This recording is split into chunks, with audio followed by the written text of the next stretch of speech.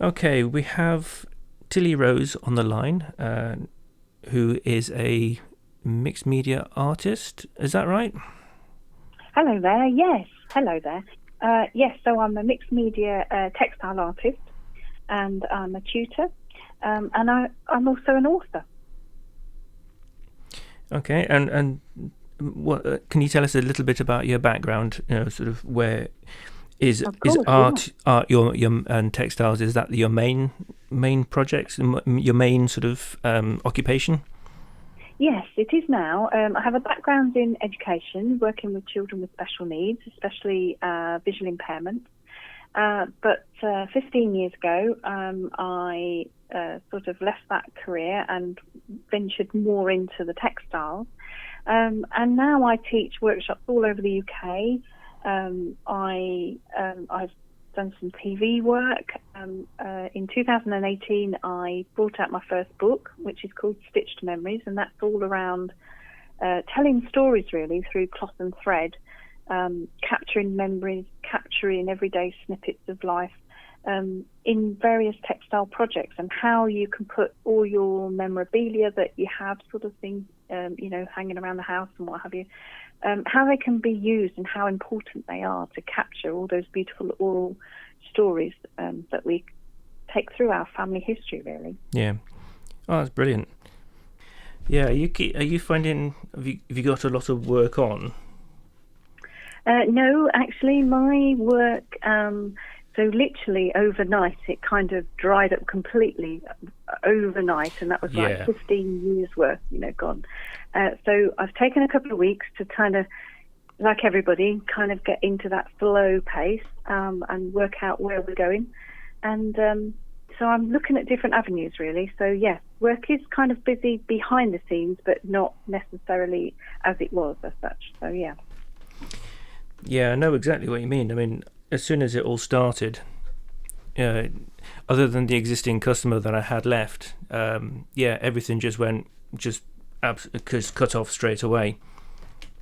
Yeah, it was quite surreal, really. I don't know about you, but I just felt I was living through a film almost that we were watching, and it wasn't really my film, but it was, if that makes sense. I don't Yeah, know whether that makes sense. it does. Yeah, It's kind of you're sort of watching it from a remote perspective because you yeah, feel it's it's so very real. bizarre. It's not. It's so real. It's so surreal. It's not real, and it's so. Yeah, Who would you yeah. actually have playing you then if it was a film? Oh my gosh. Well, somebody who's got curly hair, that's for sure. That's usually what people say. Oh, she's the woman with the hair. Oh, who would I have playing me? Oh, it'd have to be Julie Walters. I love Julie Walters. Oh, that's that. Yes, I Yeah, can see that. Yeah, that's a yeah. perfect choice. Um, yeah, that's good. Yeah, I know it's just everything stopped. Um, and like you say, it was a couple of weeks where Mm, there was nothing, and then all of a sudden, people kind of went, "Huh, we can carry on, but we just have to have a mm, rethink on how we actually do it." mm. And I've now got a few customers who have come back and they've said, right, well, we're going to work in this way, um, and Marketplace have been really good. They've basically said, we have to have a rethink. Arts and media carry on. We need to have a rethink about how we're actually working and putting stuff out as well. Mm. So I'm working Yeah, currently. I'm working with Marion Saville, another mixed yeah. media artist. I don't know if you know her. Okay, yes. And she's doing a art journaling tutorial. Yes, yeah. So that's what we're currently doing. So we're doing basically a trial just to see how it works and how it sort of connects with the artists that are out in Fenland and Forest Heath. Right. It's, It's that sort of thing that it's made me really. So for probably about a year and a half, I'd had this idea of offering workshops, because I do workshops all over the UK. And for a while, I'd had this idea. My book came out in 2018, and I thought, right, I'll offer some online workshops for people that can't necessarily get down to where I am, offering them.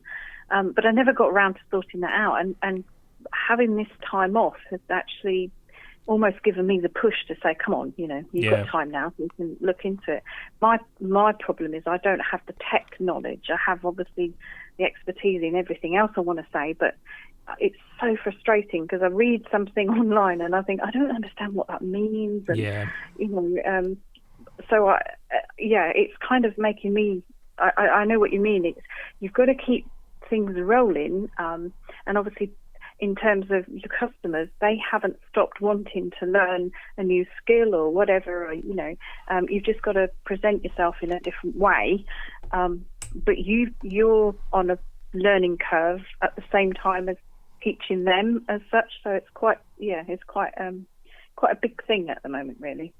Yeah, I mean, I've found that with a lot of people who have decided that they want to do their own videos to send me to then edit and then put forward, or whatever the final package is. And you're finding people are going, now we understand how much work you actually have to do, because it's all very well them sort of preparing the coursework and the material and then sitting down and doing it, but they're then also then having to set up the camera, setting up the microphones, the lighting and everything else, where I go in and I do all that for them, so they don't have to think about it. And it suddenly becomes so monumental for people, and it's not just a case of just set up a camera and off you go. I mean, it can work, you can get good results with that, but if you're after a certain type of look or something, it then becomes more challenging. So I think a lot of people are beginning to realize how much work photographers and video makers actually have to do to actually get the look that they're after. Yeah, I agree. And it's also not just producing the end film. It's actually that process being accessible to somebody who has no technology, in any idea of how to even access it. That, for me, my platform has been for a long time Facebook, and that's fine, doing a little bit of a go live here and there of a weekly nighttime. Yeah. But if you don't know how to access Facebook, and really, I've got a lot of my customers who are like, just won't touch any button in case they do something silly. Yeah. It's little things like that, isn't it? It's a huge challenge. But I do believe that something hugely positive will actually come out of all of this in a very creative way. It's made people really stop in their tracks and think, let's look at things in a very different way. Yeah, definitely. I mean, even sort of putting stuff out. I mean, if you're sending stuff out, even sort of burning them to DVD and sending them out to the customer, so that at least they can then watch it on their DVD player, so they're not having to go on the internet as well. Yeah. So there's a lot of... Sorry, go on. No, I was going to say, for a lot of my customers, I meet them at big events like the NEC and the big knitting and stitch shows and things like that. But I know for some people, they live on their own. They're quite isolated in rural communities, and that may be their one show of the year where they actually get together and, have a like-minded sort of day with, other people who've travelled.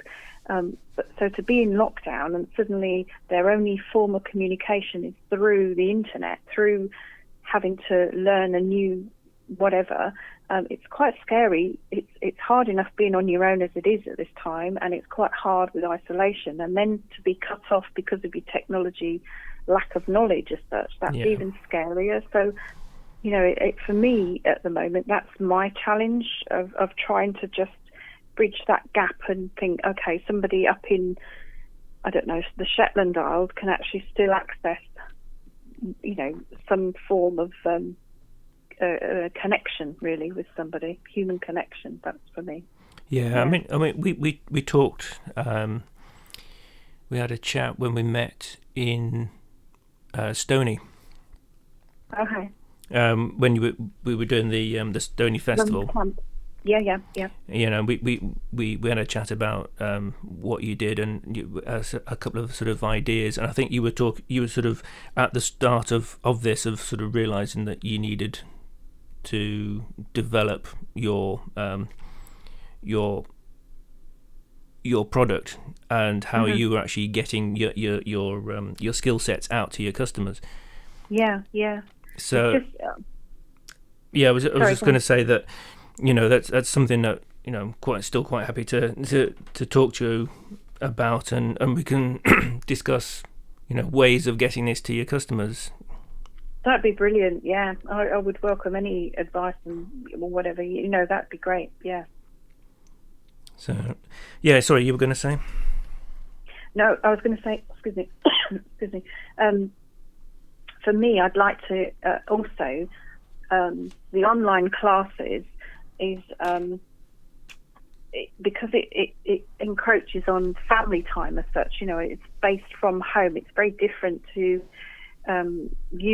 working in a studio. When you do go into Hachanda's studio, it's completely quiet, it's soundproof, it's all of that. And when you do put out a go live, some of the hiccups that are quite funny, not just me personally, but I've seen online at the moment, you'll have sort of the children walking in the background, or dad's hammering in the background, or the next door neighbours mowing the lawn, and it's quite strange of how suddenly you've gone from this professional sort of level to suddenly anything goes, so I think in terms of that way it's relaxed a little bit, but then it's also then diluting the professionalism of some things that like you've just mentioned, really. So I know the interruptions and the like you say, the having to just be more accepting to and say the tolerance of what's actually being put out as a product. People are being more acceptable, or within their what they put up with before. This is something that we were talking about with Sue Marchant, that from the BBC Radio Cambridge show, that everything before was sound bites. The BBC and the media wanted sound bites because that's what they thought that everybody wanted, because the attention span was so small. Now people want something more substantial. People are looking for things that are more detailed, more engaging, more involving, something that will take half an hour or so. Yeah, I agree. I've actually been since this lockdown, I was doing a weekly go live on Facebook of a Tuesday evening, and that was just for a hello, how are you? I've got this event coming up. I'm at Stony in August. Just talking through really what I was doing and that link of communication. And then just because I have been in lockdown, I thought, right, okay, I'll offer out another day, and we'll perhaps go through some basic sewing stitches and very, very basic. And I worried the very first time I did that session, because it was very different to my normal just go live with a cuppa and hello, I'm here, that I was waffling on for too long. And actually the feedback I was getting was, oh no, it wasn't long enough. We could sit here for a good couple of hours, This is lovely. But equally that takes energy and time to, you can't just sit there and think, right, okay, I'm going to sit here and talk for 2 hours, because you've got to fill that time, so yeah. It's a good. I think it's good. It's positive, but it's lovely to know that actually, for some people, that's the only person that they've heard all day. So you feel as if you're giving a bit back as well to the community. So from my perspective, anyway. That's something that we're finding with the Fenland chat out. Which was the reason for doing it, was that it was to engage with the people, the elderly, who are less likely to be able to get out and about and having to isolate. They are sort of really engaging and feeding back, and they are enjoying just that hour of distraction, and it's something different, but it's also something local as well, something that they can engage with as well. Yeah, that's really good. Yeah, I've listened to a couple. It's really good. Oh, have you? Yeah, I have.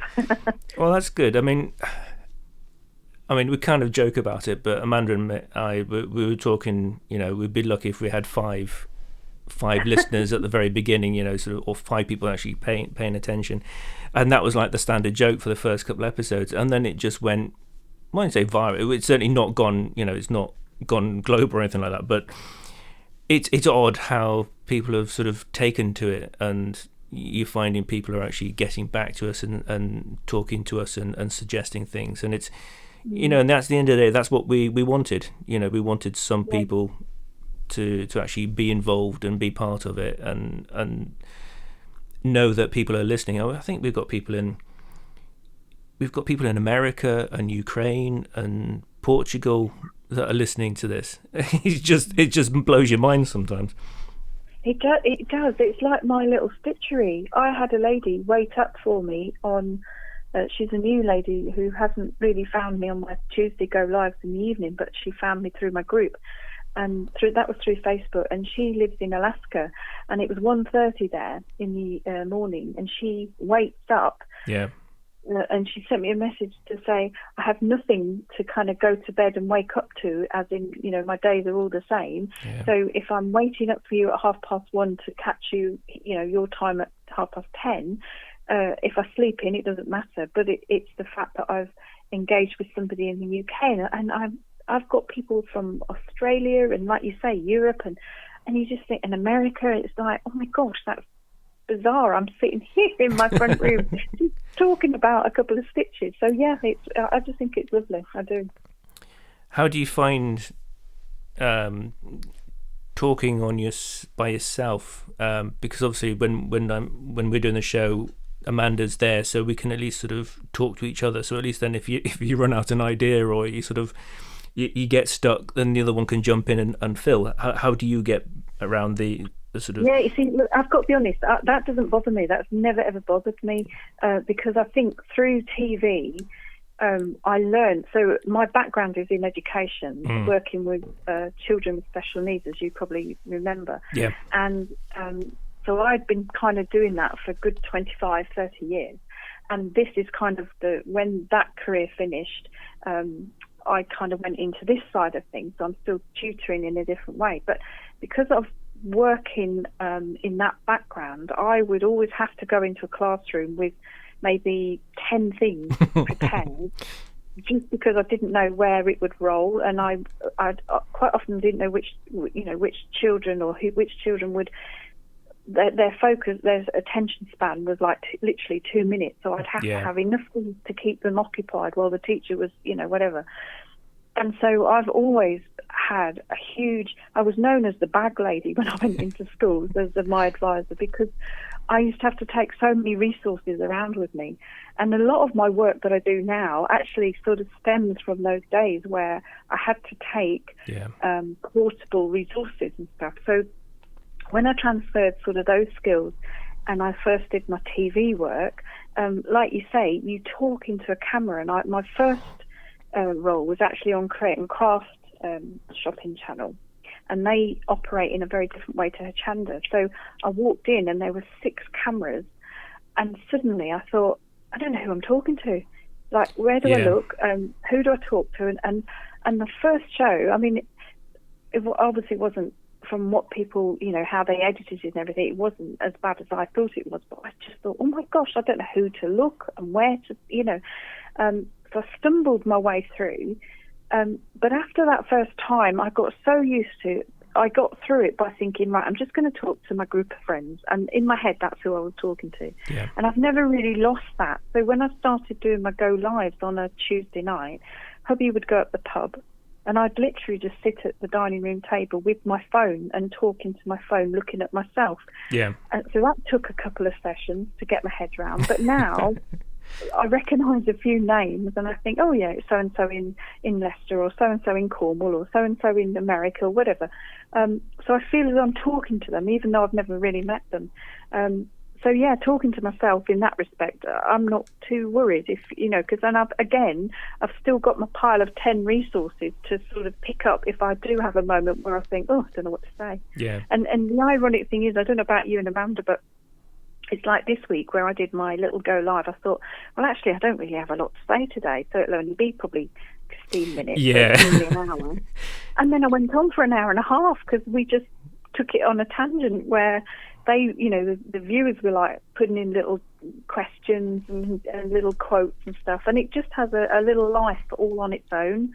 And I think that's, for me, that I'm better at that than going in with a rehearsed plan. I'm rubbish at a rehearsed plan because I forget what I'm supposed to say. So I'm better off ad-libbing and just, rolling with it really. Yeah, I know what you mean. I mean, I was going to ask you if you use the chat feature when you're doing the videos, because that can, like you say, can bring in so many different tangents and subjects that you can talk about. And if someone says, they want to sort of go back and see how you did that again, or can you sort of hold it up to the camera, or so, you've got that interaction there as well.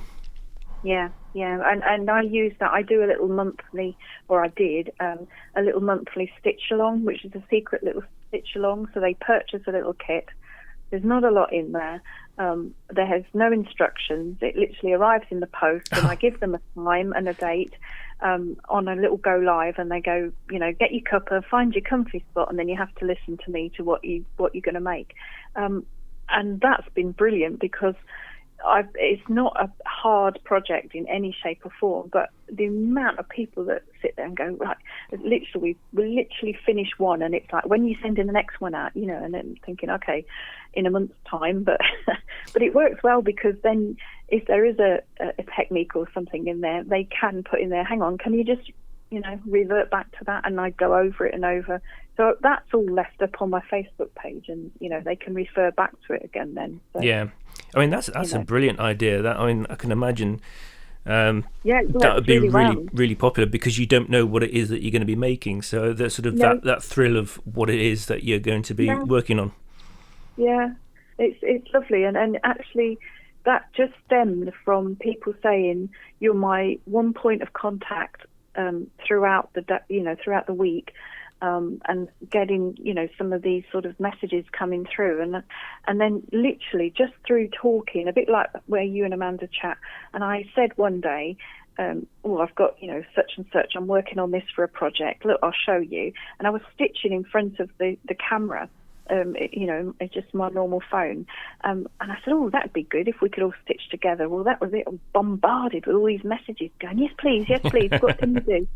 So just off that one sentence, that's how it evolved, and it's lovely. It's got a momentum of its own, and while we've been in lockdown, I've actually just had to say, hang on, I've had to put that on hold, because I was sending out hundreds of parcels, and I'm thinking, I can't keep going backwards and forwards up the post office until I get my head around doing it in a different way. But obviously they're itching to keep going. So again, it's take a few weeks out and have a think about how it's going to roll, and because obviously we're in this for a little while longer.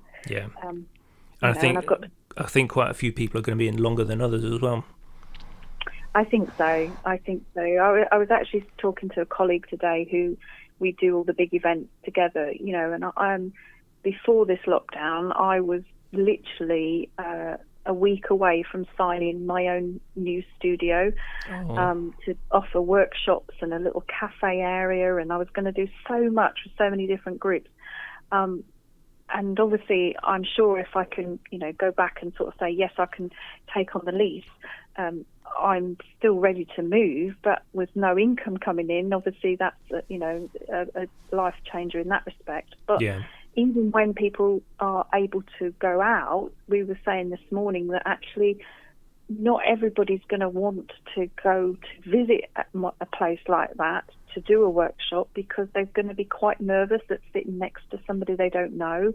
And in a workshop environment, you sit next to people who've maybe driven miles and you don't know them from Adam, and you spend a lovely day with them, but that's it, you never see them again. And so that's quite going to take a lot of time for people to gain that confidence to do that. Yeah, I know exactly what you mean. That's one of the sort of the things that does keep coming up in our chats, is just how we're going to come out of this. And you've got people who are effectively in like prisoner syndrome, where they've been locked up for so long, and even if you got some prisoners that have been in their cell for so long and you open the gate, they can't actually get out because they're within their boundaries, and it takes them a long time to get back into society and integration with people, and just being confident enough to actually meet up in groups again. So you've got a lot of potential social issues that are going to crop up over the next 6 months. Yeah, I do think it might even take longer than that, really. Oh, yeah. Because, it's a bit like my colleague was saying. We were saying the other day that it's a bit like a grieving process in the terms of if you lose somebody. Yeah. They sort of generally say it's up to 5 years before you feel confident enough to sometimes. I'm not saying this is the rule, but generally it's a 5 years. But after that 5 years, you've gone through the first year of actually losing somebody and then readjusting and then their next birthday and then through the summer and maybe it's a bad winter or whatever. Yeah. You have to kind of find your settled, that equilibrium pace again, don't you? So I don't think it's a case of, oh, yes, we're free and we can go to the pub and we'd suddenly go shopping and, because like you say, it's just going to take time. And so many people will have lost so many members of their surrounding friendships and family, that in itself is going to take a time, as well as accepting that, like you say, you can go out and you can do this, or so yeah. I think also the bereavement, something that we've talked about, the bereavement process is going to be different as well, because you've got so many funerals that are limited to immediate family, and only 6 or however number of people there. So you have a lot of people who won't have closure, sort of children and cousins and stuff who are not going to have that opportunity to have said goodbye, and they're going to be messed up in lots of ways as well. So you've got all sorts of bereavement issues that are going to follow on. I agree. My husband's aunt, we sadly lost her a couple of weeks ago. She was in a care home, and we hadn't seen her for a couple of years, but she was a very busy lady, always helping in the community, always involved in church and you name it, volunteering for everything and everyone. And her son has been caring for her before she went into the home. But when we spoke to him, he was very much, I couldn't say goodbye. I wasn't allowed to be in the home. Yeah. And in terms of a funeral, as a family, it's obviously, all families have a big gathering and celebration of that lovely person's life.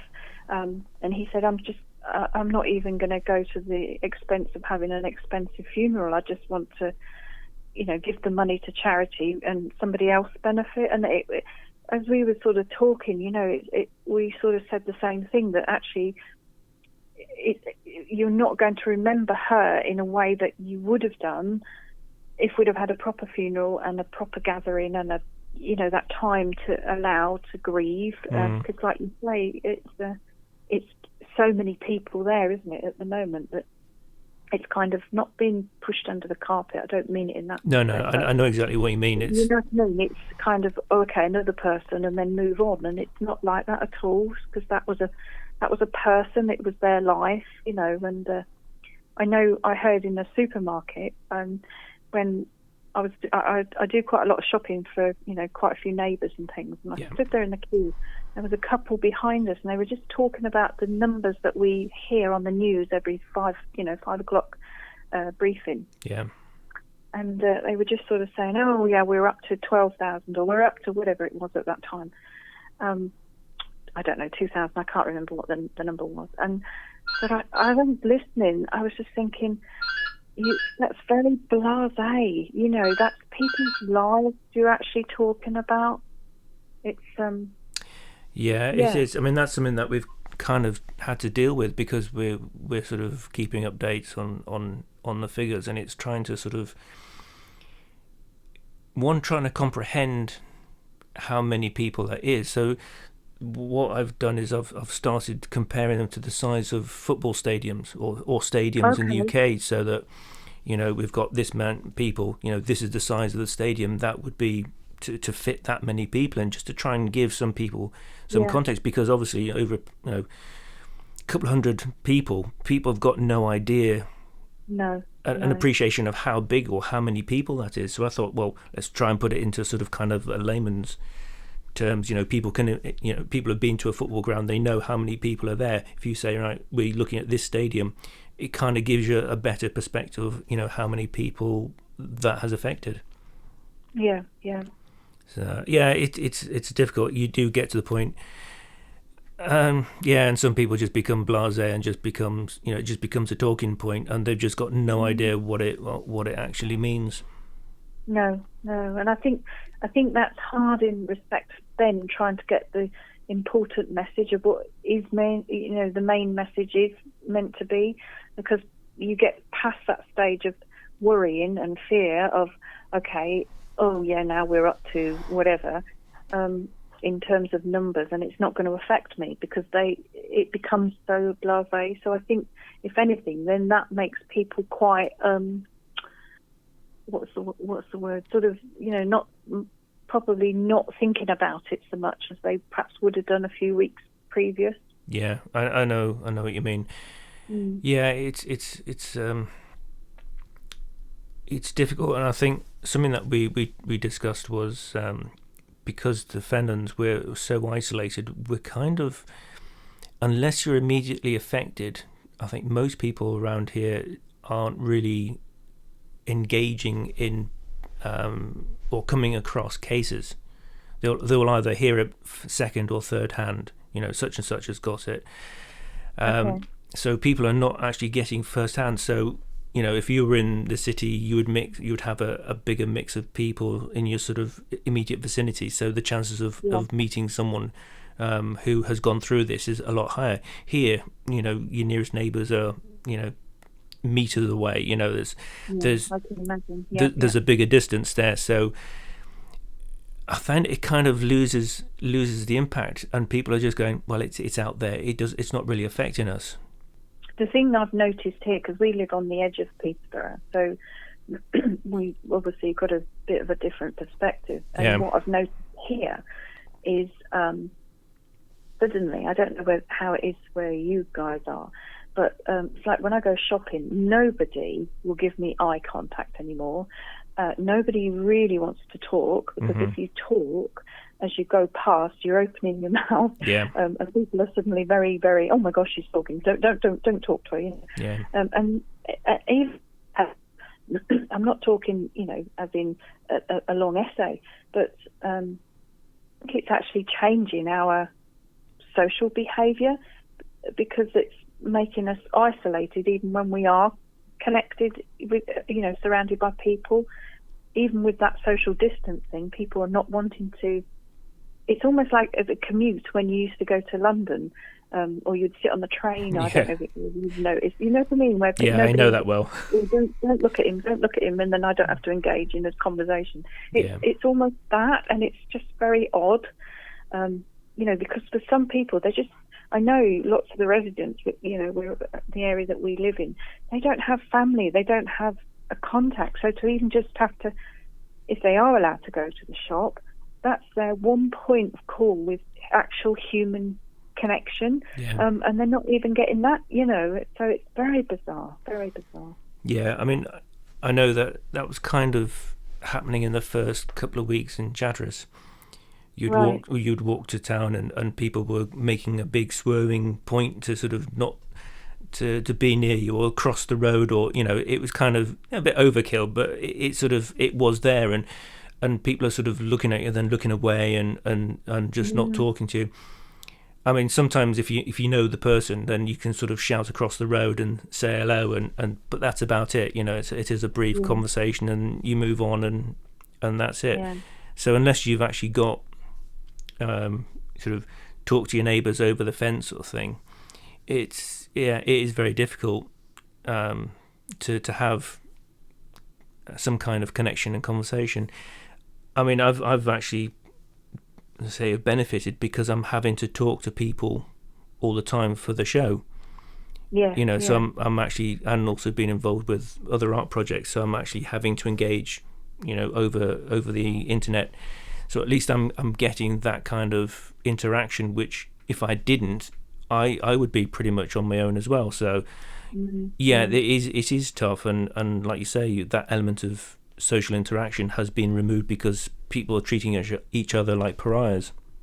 I think also it's I know a couple of my friends, I don't know if you've had this sort of mentioned on the show, but like my husband, he's in the 3-month lockdown because he's in that vulnerable category, having been through chemo and what have you. Yeah. And although he's okay, suddenly his life stopped. That's it. Boom. He's not allowed to go to work, not allowed to go to shops, not allowed to see the grandchildren, not, whatever. Yeah. And although, yes, our lives have come on a hold as such, I'm the one doing all the shopping and doing all the running around that is allowed as such, but he's not even allowed, supposedly, to even go for a walk. So we've actually been finding the remotest place that we can possibly walk to and going at the oddest times. But what that actually means is that he's then not even talking to anybody other than me.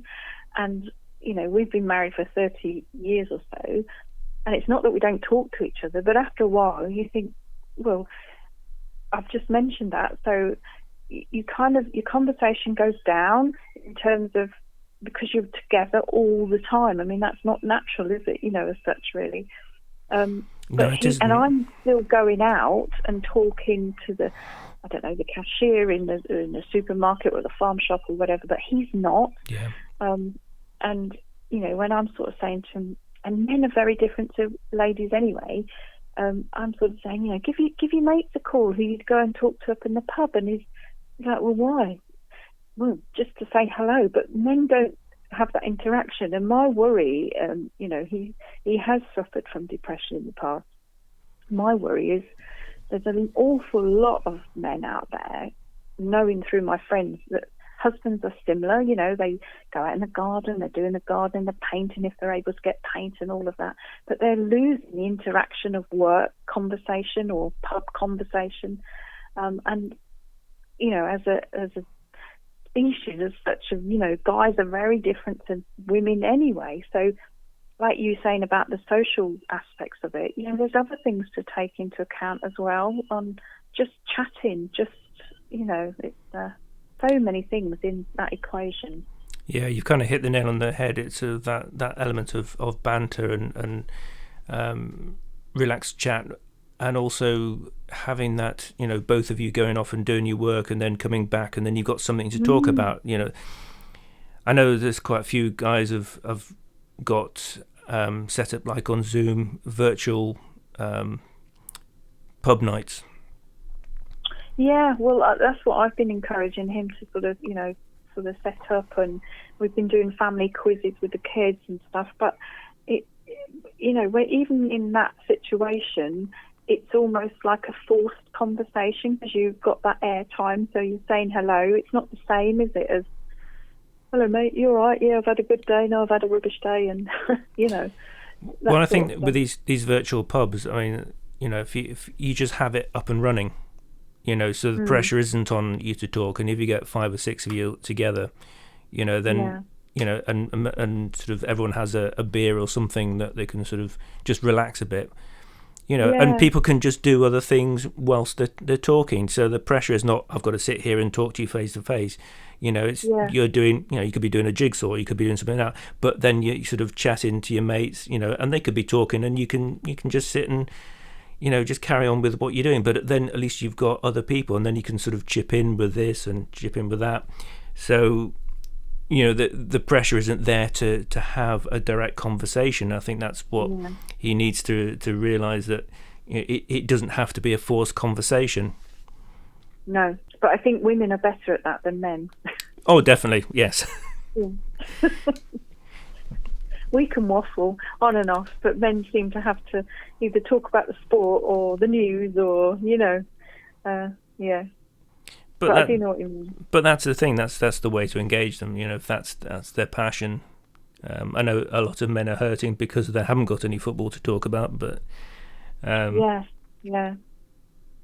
That even if they show a match on TV and then they sit and talk about it, I think they're starting to show some of the sort of the old Premiership and major games. Even if they put that on TV and they just sit and talk about it, and then they can sort of they can chat about how good it was at the time. So at least they've got something to start with. Yeah, I can imagine it is tough. You've got projects at the moment. So you're looking at your chat. Do you have any specific projects that you're working on sort of near future that you're sort of hoping to develop? And yes, I do actually. So when I came to Stony Camp and I brought my 2 mannequins. Yes, I remember them. So yeah, they kind of stuck out like a sore thumb, really, in amongst the Romans, didn't they? But yeah, so you know that I have a history, my family history. I can kind of trace it back to the 1700s, really. I haven't moved far. Wimbledon, Doddington, Maine, all around there. So I've kind of got the Fens in my DNA. Yeah. And over the years, I've kind of, all my projects and all my stories and things that I work on with workshops and stuff are based really from stories, told by my family through, oral stories, really, oral history. So when I brought my book out, and my book is called Stitched Memories, and it's about telling stories with cloth and thread. It's about capturing all those sort of little snippets of ordinary life that sometimes just go by, and we don't pick up on that they're actually the important part. And through that, so a couple of years ago, I really started the idea of actually capturing the stories of a lot of the Fen workers, mainly ladies, who were in the connected to textiles. I wanted, listening to the stories of my aunts and my nan and cousins and second cousins and what have you. I wanted to capture all those ordinary stories that people would be making things for their house or their home, or they were paid as extra money for home working, maybe lace making, and anything like that to earn a few extra pennies for the family. Yeah. Or how they decorated, and almost the oral stories that their families had going back in generations. And I know I sort of spoke to Amanda, we've had a keen passion for that for a long time now, and then talking to other people, and I thought, how can I capture all of that? And obviously I love writing, so I really, the end result is putting it all in a book, but before that I wanted to somehow capture that in my type of work, my textile work. So I actually have got down to, I make lots of stitch wraps and textile wraps, and that's just long lengths of cloth. So it's like a visual diary. And I thought, right, this is the time. I've got some time for me where I can't do as much work as I want to do, and all the research that I've been doing on the Fens all over the last 10, 15 years or so, all my little scribbles in my notes, in my books, and all the books I've got, collected. So I'm actually creating a stitch wrap of textiles in the Fens and East Anglia, and how that kind of has gone through the centuries, really. And obviously that's going to probably be a lifetime project, I would imagine. I thought, well, I'll just do a few bits, sort of Victorian, going back a bit further. Well, I've gone right back to Stone Age, really. And that's purely off that visit, at Stony Camp and what have you.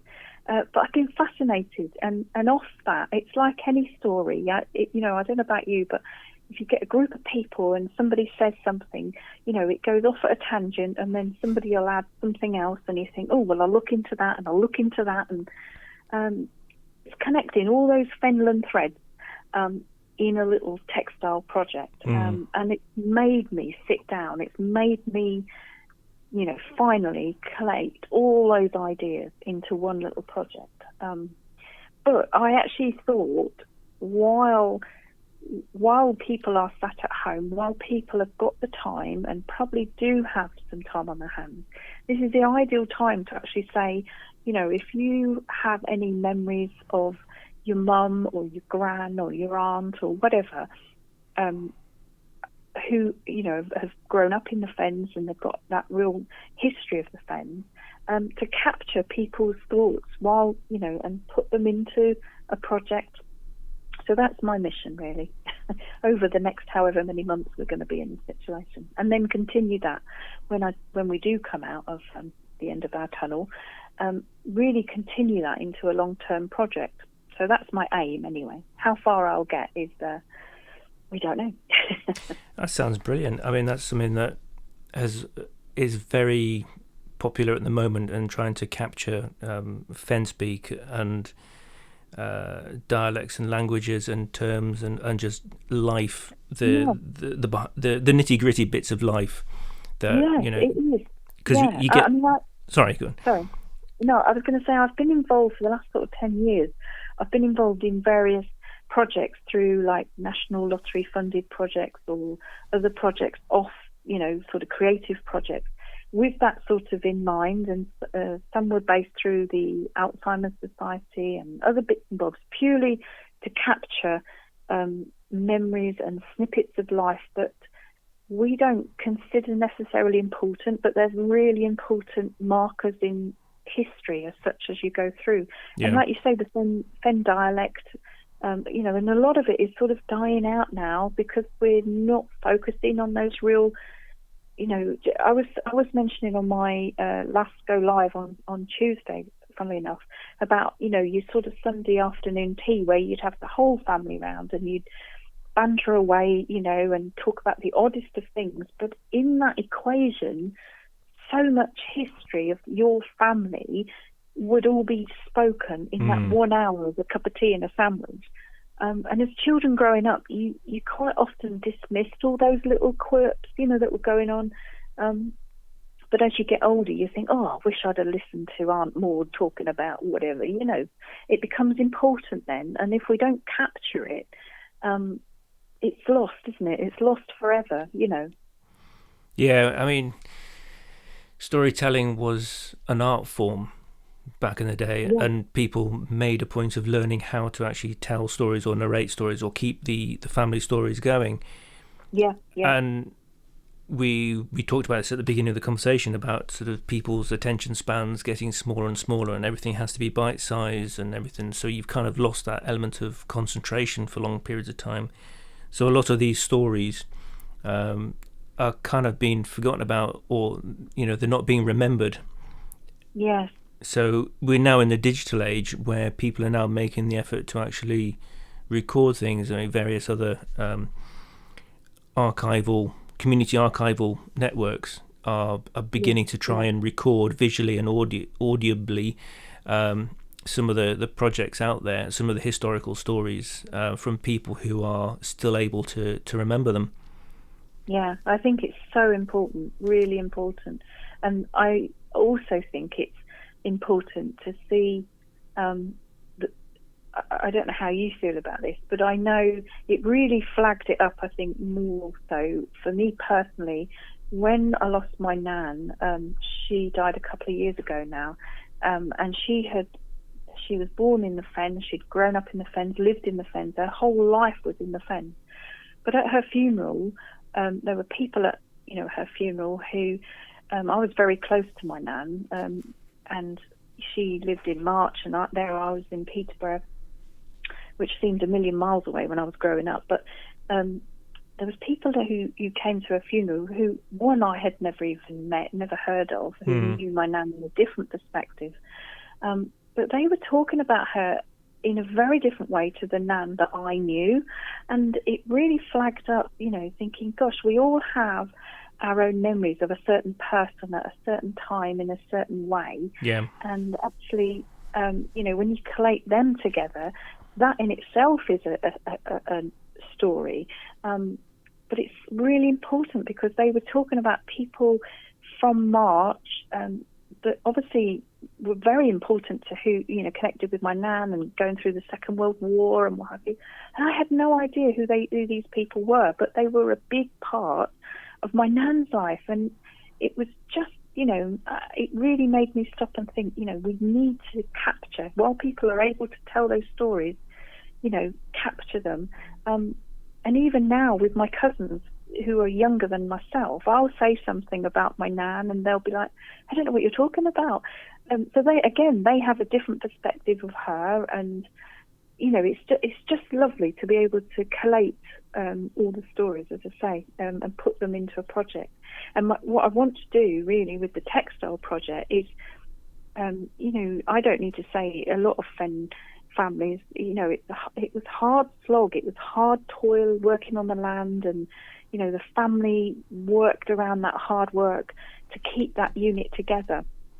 And in that, like you say, the oral stories that went on, that carried on their family history, I want to be able to sort of capture that and bring it into a connection with textiles. How did textiles play a part in their family, really? So, yeah, I've gone off on a tangent now, but but that's what I want to include anyway. Well, that's good. I mean, we're actually kind of about to go back to that sort of point, ironically, with the British Land Army has sort of had to come back into force, because obviously we're no longer getting the majority of the migrants over from Europe, and so British people are having to basically, you've got to come and work on the land again, and that's something that hasn't happened for a while, because we've kind of either didn't want to do it, or for various reasons people haven't done it, so they've kind of left it to other people to do it, and we've kind of lost those skills. And I think people coming back to that might sort of start that kind of traditions again. People are going to be working together on the land, they're going to be talking, they're going to be singing, they're going to be recanting tales, that sort of the banter, the old style banter that went along with that kind of work might sort of start coming back again. Yeah, I agree. I think also it will bring a closer connection to knowing where your food comes from, and how the process of growing something just so that you can have a carrot in your soup. People have lost that connection a bit, I think, simply because we don't have to think about the seasons, and we don't have to think about, it's pouring of rain and I've got to do a 10-hour shift out in the potato field for, we seem to have lost that, an appreciation of, that skill of how do you get, a lovely potato in your plate of food as such. I do think we've lost that connection, and I think it's really important for our youngsters to learn, actually it's not a bad thing to not always have everything on tap, and to eat seasonally and locally, and support the planet in a general form. So I do think that something positive will come out of that. Yeah, I mean, even that was something that I did with my generation. We used to go, you had a choice of potato picking or fruit picking. I did fruit picking, and I found that was hard work, and I wouldn't want to do it now. But at least I know I've been through that. I've experienced it. I've appreciated how much hard work it is. It is backbreaking work, and it is uncomfortable, and it is muddy and filthy, and it's so at least I've got some appreciation for what people are doing when they are doing it. Yeah, and that's kind of not the thing. That's not really done anymore, is it? No. And in that as well, I know through talking, with members of my own family in the past, but, I come from a long line of agricultural labourers, ag labs, and like you were saying about the community spirit, I was talking a few years back about my aunts and cousins working on the land, and how, you'd be picked up, taken to your place of work, your field out in the middle of wherever, Chatteris, Maney, March, whatever. But there was that community of that gang of women picking the spuds or having a tea break at the time or whatever, and looking after the children on the fields at the same time. I mean, that would never even happen now, but they grew up on the fields, and the kids learned to respect the fact that, their parents were working, and okay, if you had a bad harvest, then how do you get round that? And just things like that I just think we've lost that a little bit, but I think it will bring back an appreciation that, especially where we've been in lockdown. I know through my own sort of children and their generation that I was always taught to have a larder of stuff kept in for emergencies. If that tin of baked beans, if ever you get short and what have you, and in the younger generation, they don't actually have that connection of there may never be food available, because you can always go to a shop and you can always shop at 24 hours of the day because that's always been on tap. Yeah. And I think, with the lockdown situation and suddenly that, I really believe that's why everybody went into panic, because suddenly it's like, okay, it's not going to be there for 24/7. But I think the older generations were actually, in a way, probably more prepared because they've been brought up to to sort of appreciate, okay, you've got to have something as a bit of a store in the back of the cupboard, it's just little things like that I think out of this will sort of change a few people's lives. And obviously we're baking and cooking more home food because you've got more time to be at home with the family, and it's changing people's perspectives, isn't it, really? Yeah, they've run out of flour and they've run out of yeast. Yeast is so hard to come by now. I know, we can't get yeast at all. We've tried for weeks. Brilliant. All right, well, thank you very much, Tilly. All right, my darling, thank you. That's really good to talk. All right, talk to you soon. All right then. Cheers. Thank you. Bye. Bye.